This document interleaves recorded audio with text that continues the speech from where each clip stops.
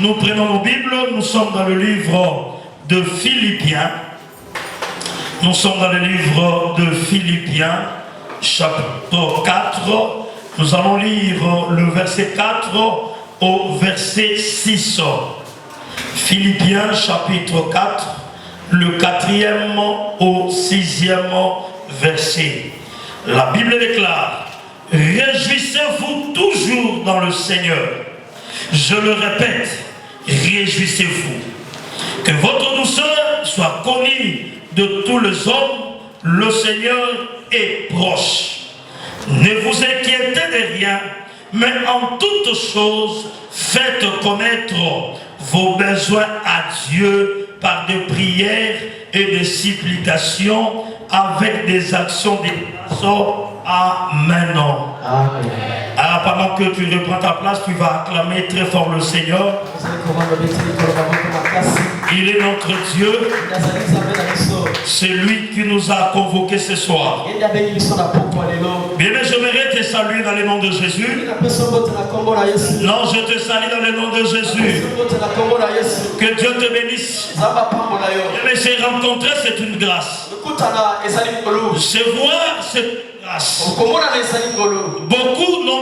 Beaucoup n'ont pas obtenu la grâce que nous avons eue avec toi ce soir. Et voilà pourquoi nous reconnaissons cette grâce de Dieu. Bien, mais ce soir, j'aimerais t'approcher avec ces thèmes.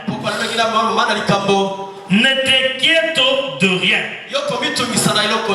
Ne t'inquiète de rien. Je reprends. Ne t'inquiète de rien. Est-ce que quelqu'un peut dire à son voisin: ne t'inquiète de rien? Non, dis-lui bien: ne t'inquiète de rien. Bien, mais si Dieu t'apporte ce message, et si Dieu te dit ne t'inquiète de rien, parce que ce Dieu te connaît. Il connaît tes problèmes, il connaît tes besoins, il connaît tes limites, il connaît tes faiblesses. Raison pour laquelle il me charge ce soir pour te dire: ne t'inquiète de rien. Je vois quelqu'un me regarder, il dit: mais qu'est-ce que c'est ton... Peut-être lui ne connaît pas les problèmes que j'ai. Il ne connaît pas ce que je suis en train de traverser. Il ne connaît pas ce que les gens disent de moi. Bien, au-delà de ce que les hommes peuvent dire, au-delà des considérations des hommes, au-delà des situations, Dieu te dit ce soir: ne t'inquiète de rien. Si Dieu est ton créateur, si c'est lui qui t'a fait, si tu es l'œuvre de ce main, c'est Dieu là, parce qu'il te connaît. C'est lui qui a tissé ton corps. Il te dit: ne t'inquiète de rien. C'est-à-dire, Dieu qui connaît ton problème, Dieu qui connaît tes limites, Dieu qui maîtrise tes faiblesses, il a ouvert une porte de solution. Peut-être tu te dis: comment cela viendra?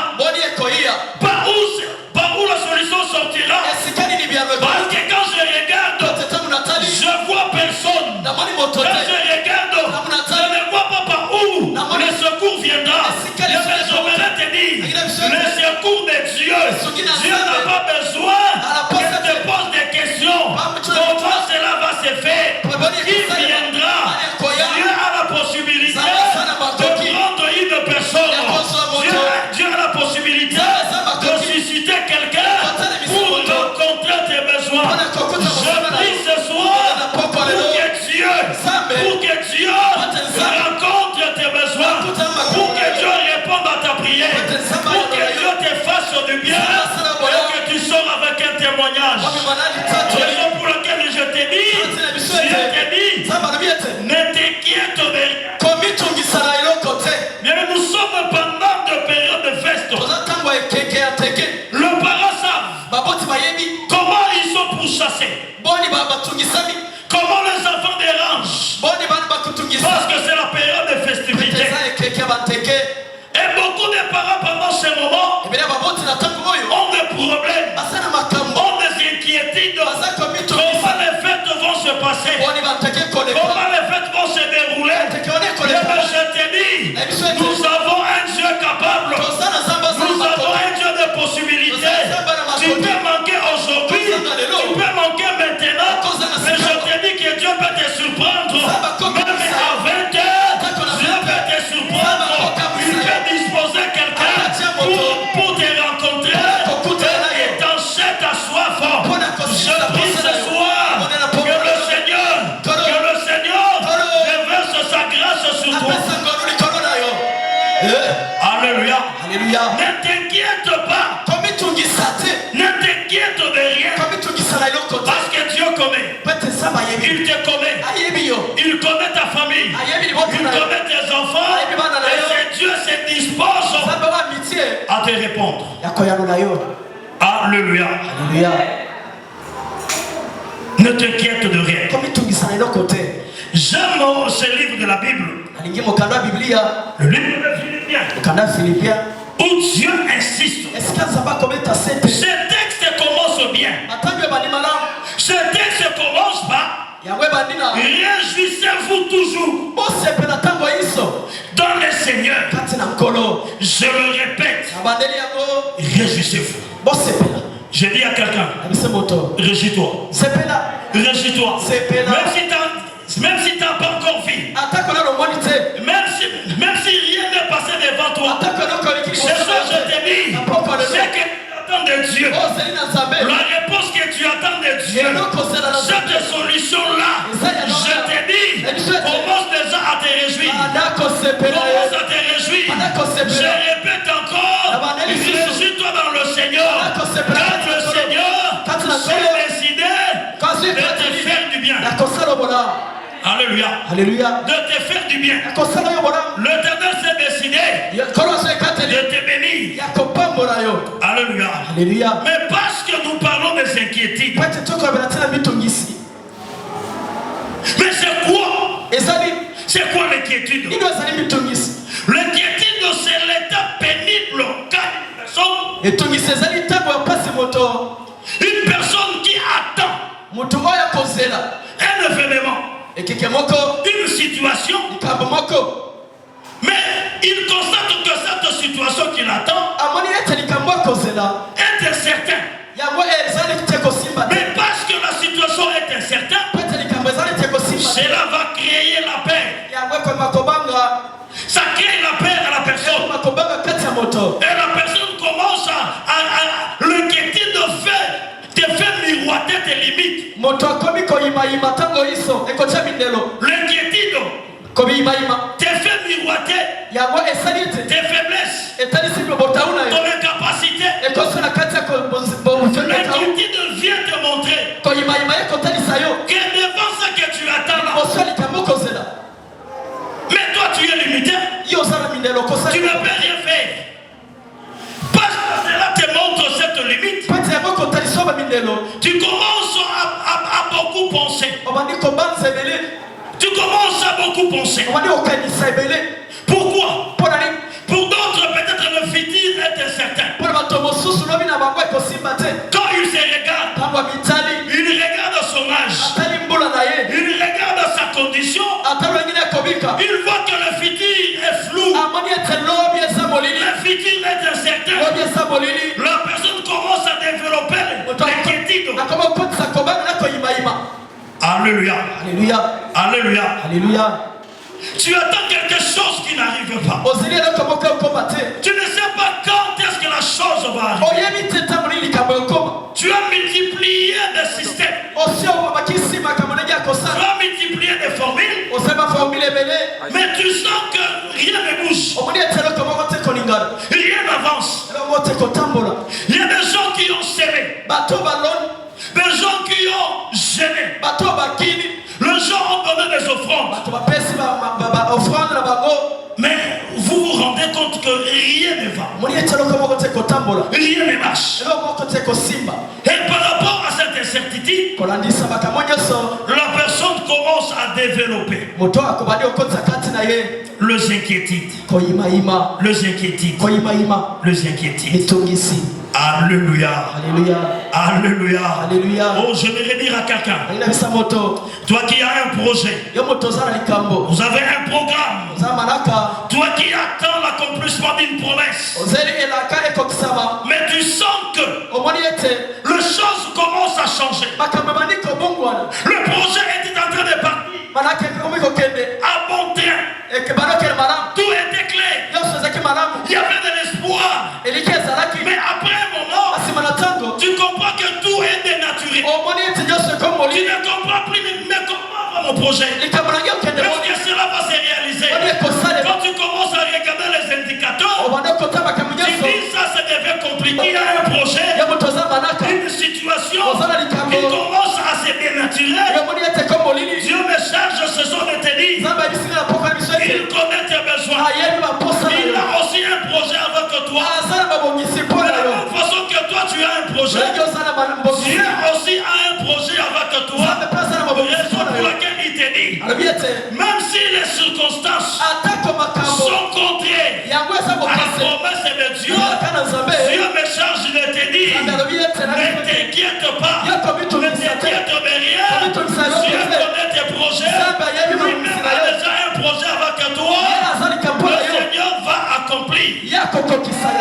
Mais Dieu a besoin que tu puisses ôter l'inquiétude en toi. Ôte ton inquiétude. Alléluia. Alléluia. Alléluia. Alléluia. Mais l'inquiétude est une mauvaise chose. Elle vient détruire ta santé. Pour détruire ta santé. Quand l'inquiétude commence à naître dans une personne, là vous êtes en train de préparer le lit pour les maux d'estomac. La personne commence à souffrir de maux d'estomac et cela commence à arranger la santé. Et nous avons vu beaucoup de personnes partir comme ça à cause des inquiétudes. Je crois qu'il y a cela 3 semaines. On m'appelle. Il dit, berger, est-ce que tu connais cette scène-là? Je dis oui, qu'est-ce qui se passe? Elle vient de mourir. Elle vient de mourir. Mais qu'est-ce qui s'est passé? Elle revient du boulot. Elle revient du boulot. Elle se lave. Elle se change. Et puis elle commence à se tordre de douleur. Elle commence à se tordre de douleur. De maux d'estomac. De maux d'estomac. Elle va s'écrouler. Elle s'écroule. On l'emmène à l'hôpital. On dit mais ça c'est un cadavre. Mais la personne, elle est partie en ville. Elle est rentrée. Elle est arrivée à la maison. Elle s'est changée. Elle a commencé à dire j'ai mal. Je sens la douleur. Le cœur. À cause de quoi? Des inquiétudes. Elle s'écroule. Et elle part. Regarde bien-aimé, la conséquence des inquiétudes. Le Dieu qui t'a créé, il connaît que les inquiétudes sont des choses qui font souffrir. Et il te dit d'avance, ne t'inquiète de rien. Dieu se demande pourquoi l'homme s'inquiète. Parce que Dieu a déjà ouvert une voie. Dieu a donné une solution par rapport aux inquiétudes. Et Dieu insiste. Il insiste. Ne t'inquiète de rien. Alléluia. Bienvenue, nous sommes dans le livre de Matthieu. Matthieu chapitre 6. Matthieu chapitre 6. Nous allons prendre le verset 25.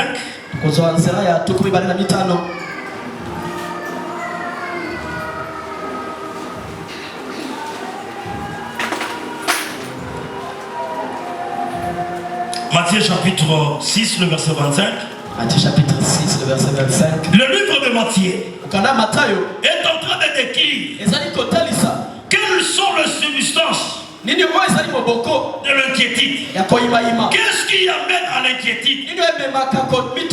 Qu'est-ce qui cause l'inquiétude?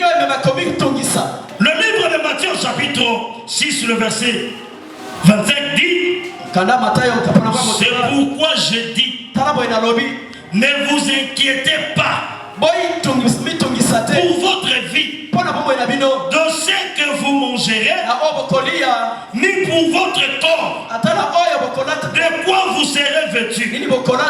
La vie n'est-elle pas plus que la nourriture, et le corps plus que le vêtement?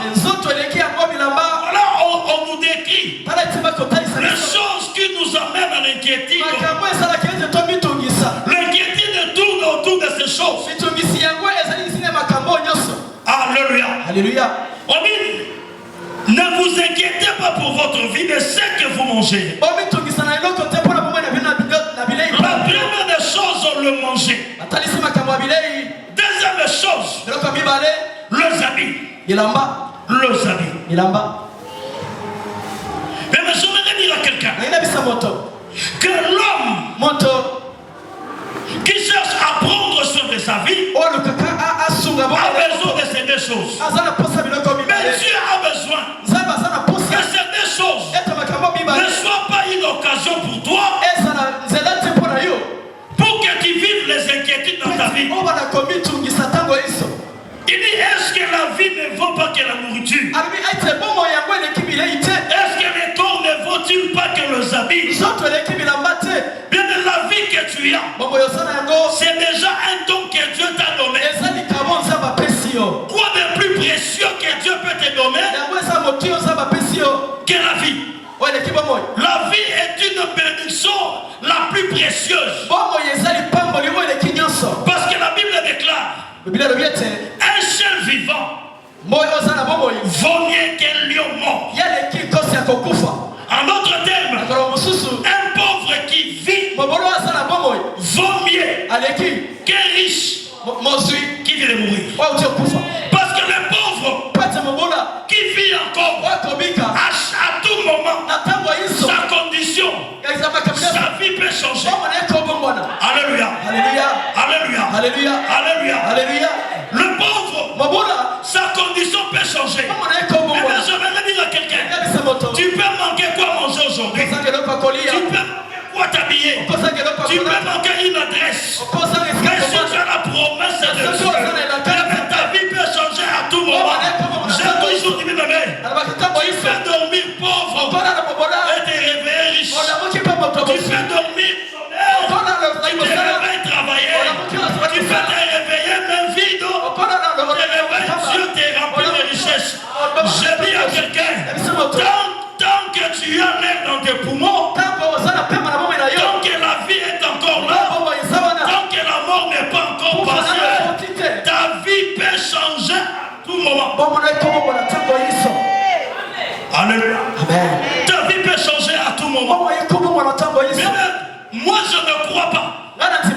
Aujourd'hui, croyez que parce que la tante a parlé, parce que l'oncle a parlé, tu restes là dans le parole des tantes et des oncles. Moi, c'est ce que je sais. Quelles que soient les paroles, j'ai appris qu'on annule la parole par la parole. On annule l'offrande par une offrande. Je dis à quelqu'un, quelles que soient les paroles déclarées sur toi, si tu apprends à commencer à déclarer pour ta propre vie, si l'oncle a déclaré que tu n'avanceras pas, toi commence à déclarer, non parce que je suis fils de Dieu, je suis appelé à avancer. Moi j'avancerai, je serai haut placé. Tes paroles vaut plus que les paroles de membres de ta famille. Alléluia. Alléluia. Alléluia. Alléluia. Est-ce que la vie ne vaut-il pas que la nourriture? Mais j'ai vu des gens, à cause de la nourriture, ils ont mis Dieu de côté. Ils ont mis Dieu de côté. À cause de la nourriture. Alléluia. Alléluia. L'inquiétude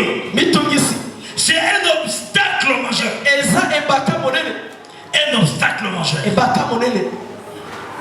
Mais l'inquiétude provoque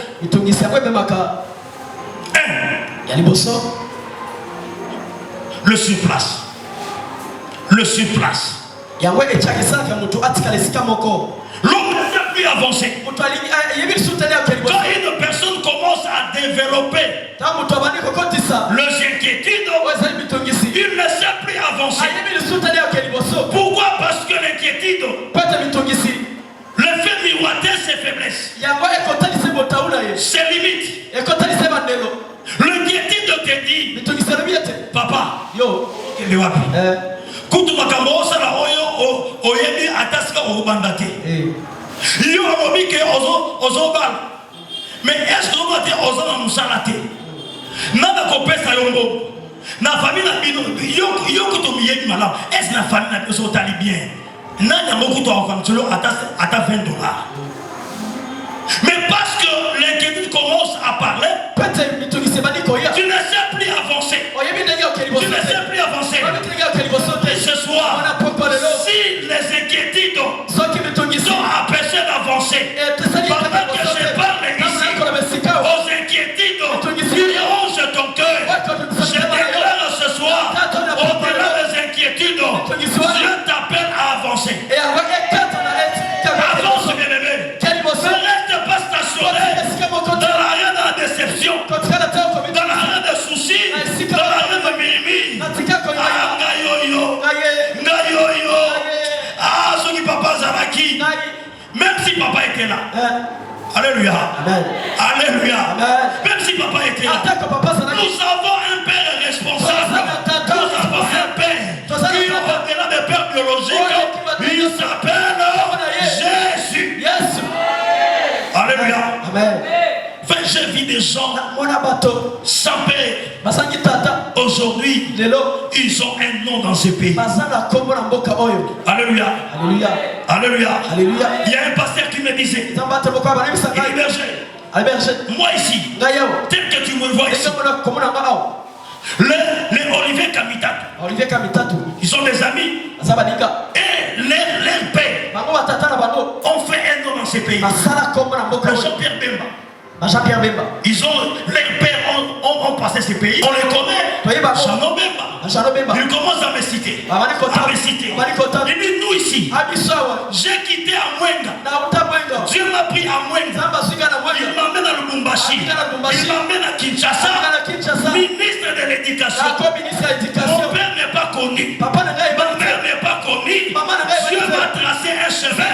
Je dis à quelqu'un, même si vous n'avez pas un père, une famille qui s'y connaît dans ces pays, c'est possible que Dieu vous trace un chemin. À partir de vous, votre famille sera connue. Est-ce que je parle à quelqu'un ce soir? Est-ce que je parle à quelqu'un? Vous n'avez pas besoin seulement d'avoir un support. Notre support s'appelle Jésus. Oh, laisse-moi te dire, je n'ai pas quelqu'un qui va me booster, qui va me placer. Je dis à quelqu'un, Jésus peut te placer. Jésus peut te placer. La Bible déclare, quand l'Éternel, il relève le faible. Il fit mieux. Il prend le faible. Il prend le pauvre.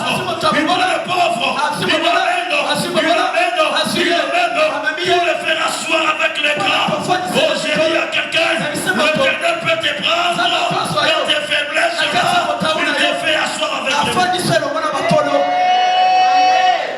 Alléluia. Alléluia. Amen. Nous avons commis un pasteur. Je crois que l'interprète doit connaître ce pasteur. Il venait de l'Est. Quand il arrive à l'église, il dit, moi je n'ai pas étudié. Je n'ai pas étudié. Ma mère était une prostituée.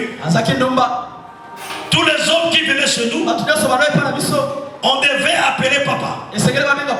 Si tu n'appelles pas, maman n'est pas. Même si c'est papa là à la tête, une forme trapézoïdale. Il faut seulement l'appeler papa. Il dit, moi je n'ai pas étudié. Alors quand il prêchait, à la place de lait, il met là. Il était en train de torpiller les Français. Il vous dit, si vous sentez que j'ai commis une erreur, à la place de lait, j'ai mis là. Toi là où tu es, corrige. Alléluia. Et toi corrige là-bas. Mais moi ici, je n'ai pas étudié. Mais cette personne-là, la grâce qu'il avait, cet homme, il est toujours dans les avions en train de prêcher l'évangile.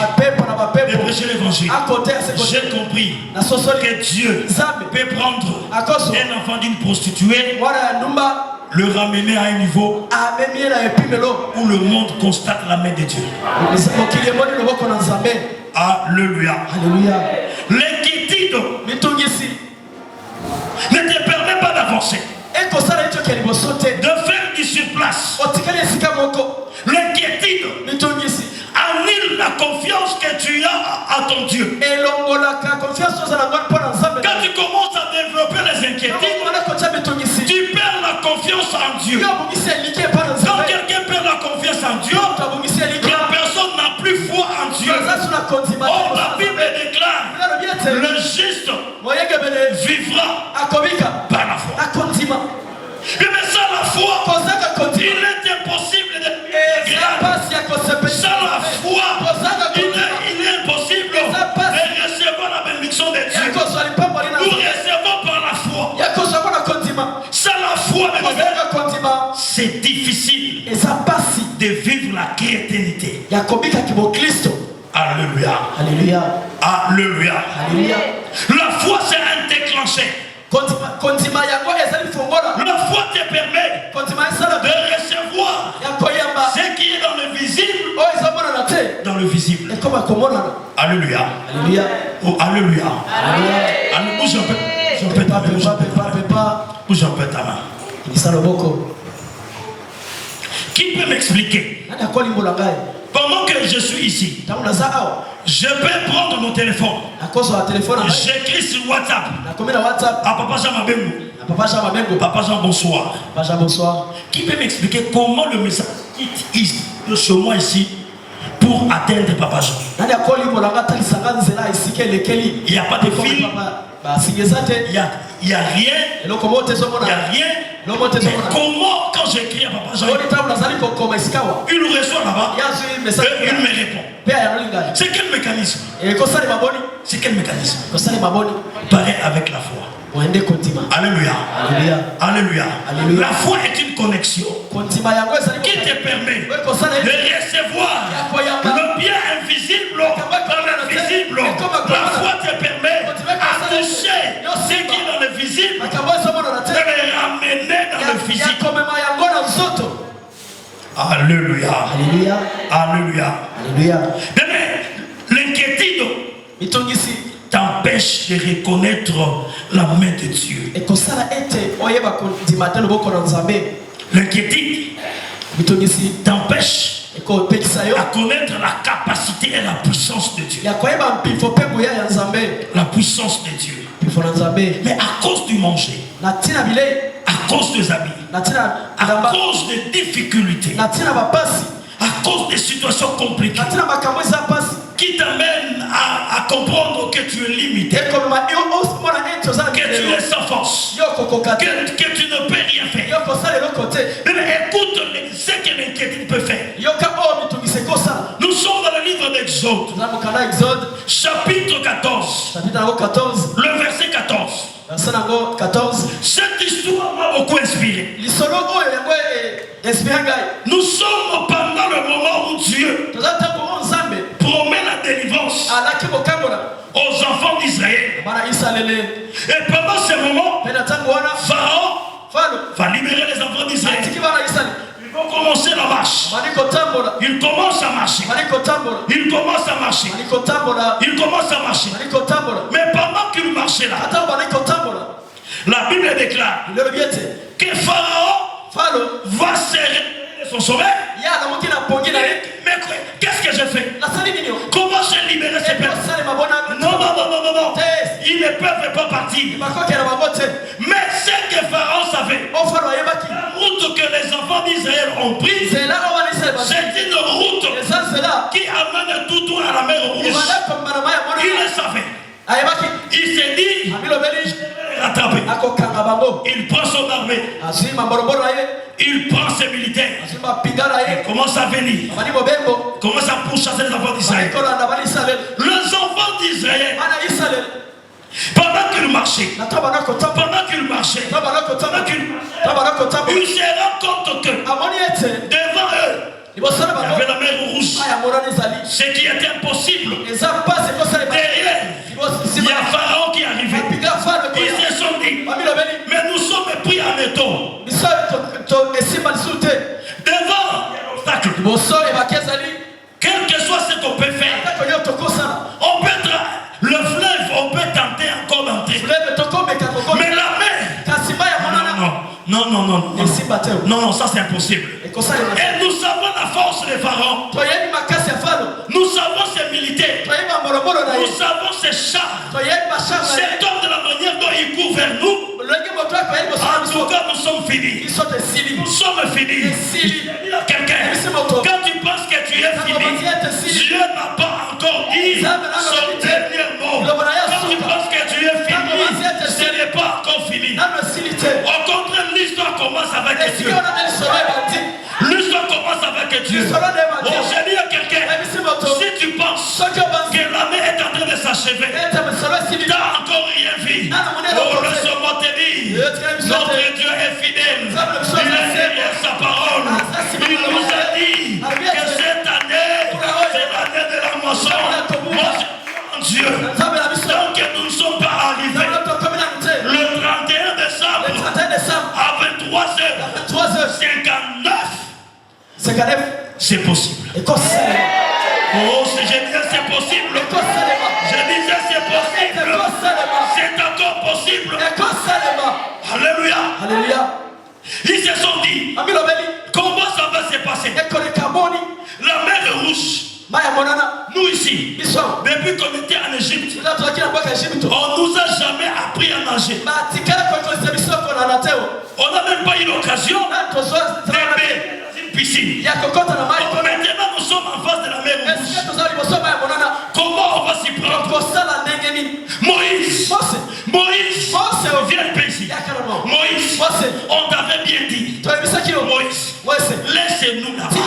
En Égypte, nous sommes déjà habitués à l'esclavagisme. J'ai dit à quelqu'un, si tu es habitué à l'esclavagisme, Dieu a organisé ces 21 jours pour que l'esclavagisme puisse s'arrêter, puisse se terminer, puisse se finir dans la vie.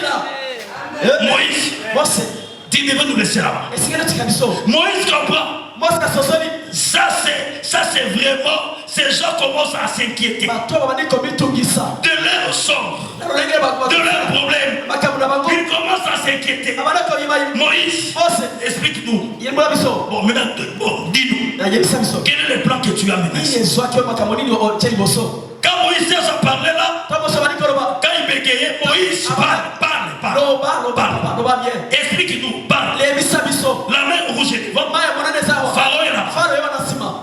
Je crois qu'ils n'ont même pas laissé l'état Moïse. Moïse, explique-nous. C'est quoi cette affaire ici? Nous sommes déjà habitués à travailler pour Pharaon. Nous sommes déjà habitués à souffrir là. Même si on ne mangeait pas bien. Mais Moïse, attends, il faut nous laisser là-bas. Maintenant, nous allons mourir ici. C'est qu'elles ne savent pas qu'ils ne mourront pas. J'ai dit à quelqu'un, même si on t'a programmé ta mort, pendant cette période, dans le nom de Jésus, je déclare, toi tu ne mourras pas. Tu ne mourras pas. Tu vivras. Tu rencontreras les œuvres de l'Éternel. Tu rencontreras les œuvres de l'Éternel. Il dit Moïse, et qu'on s'en a négligé. Comment Moïse? Explique-nous. Et pendant ce moment, le peuple s'est arrêté. Le peuple refusa de marcher. Mais quand l'inquiétude pénètre, entre dans ton cœur, dans ta vie, ça t'empêche d'avancer. S'arrêta. Ils disent à Moïse, Moïse, qu'est-ce que tu dis? Qu'est-ce que dit Moïse? Moïse regarde. J'aime l'attitude de Moïse. Si on peut avoir de pères comme ça, comme Moïse. Tu es parent. Regarde le modèle de Moïse. Il dit, ne craignez rien. Quel est ce courage? La foi. La foi. La foi. Il n'a pas perdu sa voix comme tout le monde. Il dit ne craignez rien. Ne craignez rien. Je dis à quelqu'un ce soir, ne craignez rien. Car Dieu est au contrôle.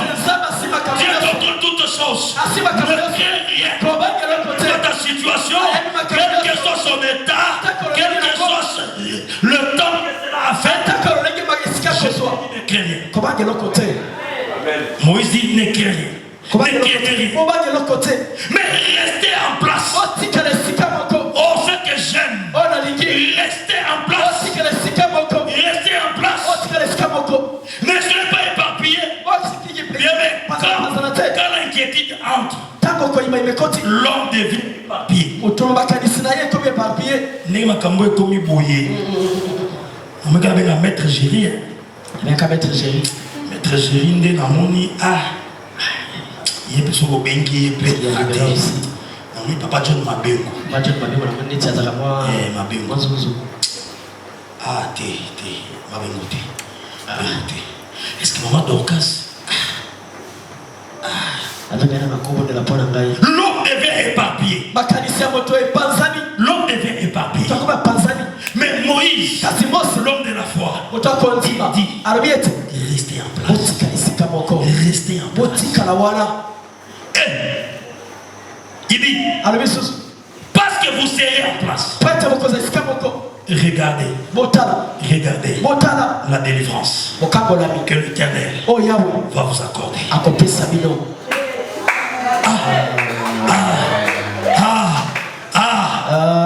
Regardez la délivrance que l'Éternel va vous accorder. Alléluia. Amen. Un jour, je me souviens encore, nous avons eu notre premier enfant. La nuit, l'enfant avait de fortes fièvres. Madame me réveille. Elle me dit, mais comment tu dors comme ça? Mais on doit partir à l'hôpital. J'ai dit à 7 heures. Ah non. Mais comment toi tu es? À 7 heures ici? Non, je ne sors pas. Dormons. Le matin vers 5 heures. Vous avez sensible comment? Dormons. Donne-moi l'enfant. Je vais prier. Alléluia. Alléluia. J'ai dit restons en place. Restons en place. Je vais prier. Alléluia. Les femmes, tu vois maintenant. Je ne panique pas. Restons en place. Alléluia. Ne crains rien. Dieu est au contrôle de tout. Alléluia. Mais parce que le peuple est dérangé. Déranger Moïse. La Bible déclare. Dieu dit à Moïse. Qu'est-ce que j'attends là-bas? Qu'est-ce que j'attends Moïse, qu'est-ce que j'attends? Dieu a compris. Le peuple n'avait plus confiance en lui. Après une longue marche, avec tout ce que Dieu a opéré comme miracle, avec tout ce que Dieu a fait, Dieu comprend que le peuple a perdu confiance. Alléluia. Dieu a compris que le peuple n'avançait plus. Le peuple faisait du sous-place. Il dit à Moïse, moi je suis un Dieu qui évolue, un Dieu qui marche. Je ne suis pas un Dieu statique. Je suis un Dieu. J'ai des pieds pour faire des mouvements. J'ai des mains pour bénir mon Père. Je ne suis pas le Dieu qui ont des pieds, et qui ont des mains qui ne bougent pas. Il dit, dis à ces peuples de marcher. Dis à ces peuples de marcher. Je dis à quelqu'un, ne reste pas des soucis. Ne reste pas sur la réelle déception. Continue la marche avec Dieu. Dieu te veut que tu continues à marcher. Ne reste pas statu quo. Parce que tu as perdu un mari, parce que tu as perdu du travail, parce que tu as perdu un enfant, tu restes là en train de pleurer. Ici sur la terre. Alléluia. Alléluia. Les hommes disent Alléluia. Moi j'ai perdu. Oui, c'est vrai, tu as perdu. Mais sois résilient. Quand tu as perdu, relève-toi et pousse-toi. Continue la marche avec Dieu. Dieu t'attend devant là-bas. Il y a une bénédiction devant. Dieu t'attend. Alléluia. Alléluia. Il dit qu'il continue à marcher. Et ce qu'il ne savait pas, il voyait la mer rouge, mais Dieu voyait une grande porte dans la mer rouge. Je dis à quelqu'un, l'obstacle qui est devant toi, cette barrière que tu vois, une barrière, Dieu a déjà ouvert une porte que tu auras à passer. Qu'il marche. Qu'il marche. Il commence à marcher. Il a marché. Je crois que celui qui était devant, il dit bon, je marche seulement parce que Moïse nous a dit de marcher seulement. Mais en tout cas, vraiment, Moïse ici, vraiment, direction mer rouge. En tout cas, bon, je pense. Mais quand il a franchi, deuxième pas, l'eau commence à s'ouvrir. Moïse dit continuez seulement. Continuez seulement. Oh, j'ai dit à quelqu'un, je viens t'encourager. Continue avec ton projet. Même si tu vois que les choses semblent un peu compliquées, continue. Fonce avec ton projet. Ne t'arrête pas. Dieu est avec toi. Alléluia. Alléluia. Je crois qu'il faut commencer à voir. Oh, comme un rêve. Dieu commence à ouvrir. Commence à ouvrir. Je dis à quelqu'un, quand Dieu commencera à nous bénir, ça sera comme un rêve. C'est pas moi ici. Alléluia. Alléluia. Alléluia. Depuis que je suis né, ma mère vous demandait sur l'avion. Quand je suis parti à Canada. Ah, en tout cas vraiment. En tout cas vraiment. Ma première fois. À cet âge. Alléluia. Alléluia. Ma fille m'a dit papa, explique-moi un peu. J'ai dit petit. Alléluia. Amen. Alors quand je voyais l'avion là-bas devant, j'ai dit Karangayo vraiment. Karangayo avion. Mais avion par exemple qui la telle de la France, c'est telle minimalité. Bon, je commence d'abord que je sois fidèle à des petites choses, Dieu donnera des grandes choses. Amen. Alléluia. Amen. Alléluia. Amen. Bien aimé, avec Dieu, quand Dieu commencera à ouvrir, ça serait comme un rêve. Oh, Karangayo. Alléluia. Amen. Alléluia. Amen. Oui, Dieu commence à ouvrir. Je prie que l'année 2025 se clôture avec des témoignages. Alléluia. Moi, j'ai déjà un témoignage quand dans l'avion. Alléluia. Oh, boy. Dans Mata avion, papa. Beaucoup sont ici, n'ont jamais monté à l'avion. Beaucoup sont ici. Qui ont déjà monté à l'avion? Est-ce qu'on peut acclamer le Seigneur?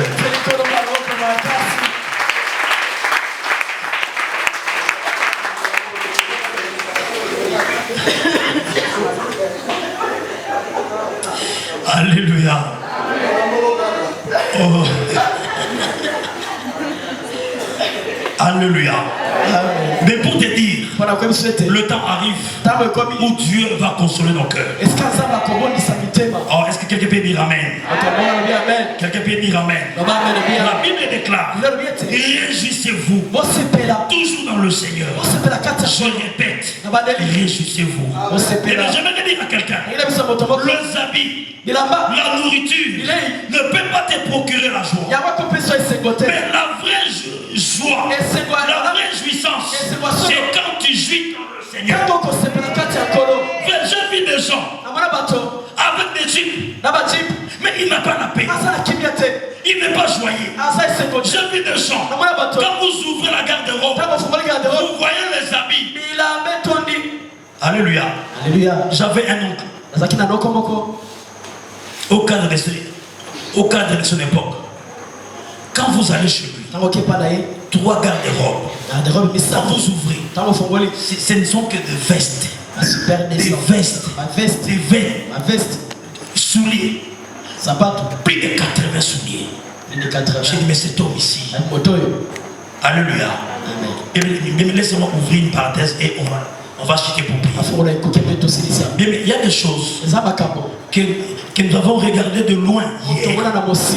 Mais au fur et à mesure que nous avançons avec Dieu, Dieu commence à les rapprocher. Si hier on pouvait envier 80 vestes, aujourd'hui absolument rien. Attache-toi à Dieu. Il y a des choses que nous avons enviées. Le téléphone 3310. À l'époque 3310. Ce téléphone-là. Si vous n'avez pas 3310. Mais aujourd'hui, si on vous trouve avec 3310. Alléluia. Beaucoup des enfants se sont compromis à cause de cette marque-là. Parce que à ce moment-là, c'était vraiment des top. Je me souviens encore à l'époque, il y avait une voiture Mercedes 190. Mais aujourd'hui, si vous amenez 190, personne ne va même te regarder. Mais à l'époque, alléluia. Et pour te dire, que Dieu sait à qui tu cherchais de loin. Dieu va te les rapprocher pour que tu le témoignes. Alléluia. Alléluia. Le synthétite est une arme du diable pour te détruire. Ta vie sur le bien qui peuvent t'amener aux inquiétudes. La richesse, les habits, de maison, ce sont des choses au contraire qui nous créent, qui nous amènent dans des inquiétudes. Et voilà pourquoi Dieu dit, réjouissez-vous dans le Seigneur. Et je répète, réjouissez-vous. Que le Seigneur bénisse sa parole.